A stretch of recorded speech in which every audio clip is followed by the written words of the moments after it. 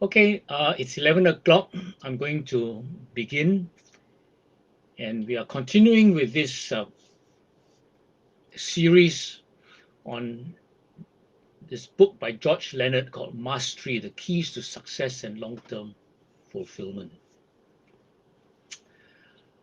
Definition of mastery is the mysterious process during which what is at first difficult becomes progressively easier and more pleasurable through practice. If there's any sure route to success and fulfillment in life, it is to be found in the long-term, essentially goalless process of mastery, to practice for the sake of the practice itself, not for the result. And I have got four stand-up paddlers here with me, and they're beginning to understand, that in SUP we are really practicing for the sake of practice, not for any particular result, and we are enjoying it. We're enjoying it. Okay. So today we are going to look at getting energy for mastery. Okay. Is this a question of how or a question of why? People with a compelling desire have a lot of energy, passion for what they're doing. If you have a strong burning why or compelling desire, it's the first thing you think about when you get up and the last thing you think about when you get to bed. And in between, you're working on it. You have energy when you have a very, very strong why. So this is something that we understand. George Leonard says, a human being is the kind of machine that wears out from lack of use. There are limits, of course, and we do need healthful rest and relaxation, but for the most part, we gain energy by using energy. In chapter 11, he gives 7 suggestions how to get more energy for mastery, and today I will discuss 4 of them. So the first suggestion to get more energy is to maintain physical fitness. And all of you here in the audience here, uh, now online, will agree. We spend a lot of time on physical fitness. Okay. Physical fitness, George Leonard says, contributes enormously to energy in every aspect of our lives. We might also suspect that all things,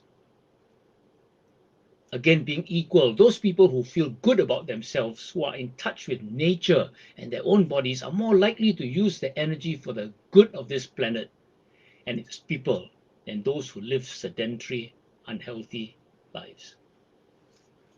Now, we know about the gut-brain connection. Okay? A healthy gut microbiome will lead to a sharper mind and improved mood. A balanced life involves at least the 4 aspects of intellectual, physical, spiritual, and social development.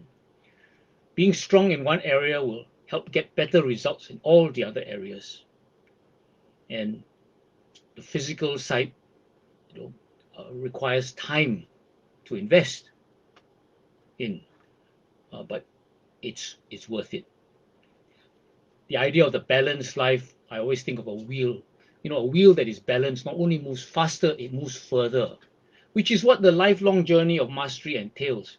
It's going the distance. This is a long journey. So that was the first tip, okay, to get more energy.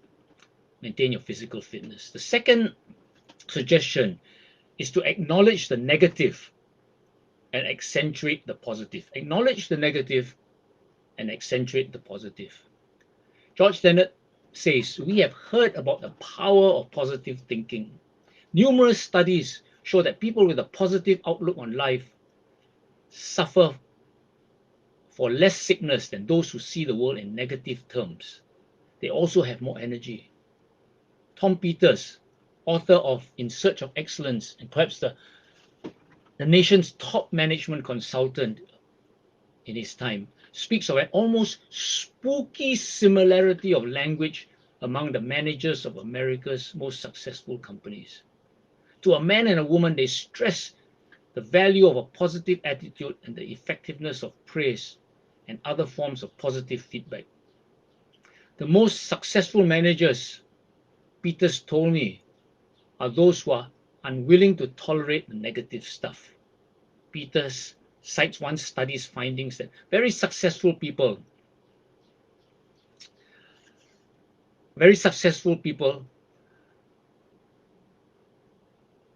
had an obnoxiously high level of praise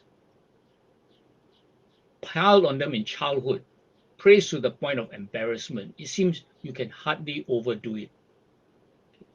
Do not deny the existence of negative factors of situations in your life and in the world at large that need correcting. Okay, so be positive, but do not deny the existence of negative factors. Generally, denial inhibits energy, while realistic acknowledgement of the truth releases it. Even serious blows in life can give you extra energy by knocking you off dead center, shaking you out of your lethargy, okay, knocking out that homeostasis. But not if you deny that the blows are real. Acknowledging the negative doesn't mean sniveling. It means facing the truth and then moving on. Once you've dealt with the negative, you're free to concentrate on the best in yourself. Whenever possible, avoid teachers and supervisors who are highly critical in a negative sense. Telling people what they're doing wrong while ignoring what they're doing right reduces the energy. Okay, I think a lot of us understand this, and this is simply what I call looking at the cup as half full rather than half empty. What we practice a lot, focusing on strengths rather than on weaknesses. Now, the third suggestion to getting more energy is try telling the truth. Okay, George Leonard uses the word try, okay, but I say telling the truth. When people start telling the truth, you see an almost immediate reduction in mistake and increases in productivity.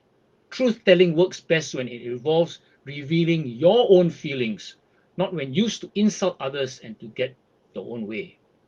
All in all, it has a lot going for it: risk, challenge, excitement, and the release of all of that energy. Okay, so this is about being authentic, not painting a perfect picture on Facebook, being willing to admit your weaknesses, being willing to admit that you are still works in progress. Okay, and when you show up that way, people trust you, and trusting relationships are energizing.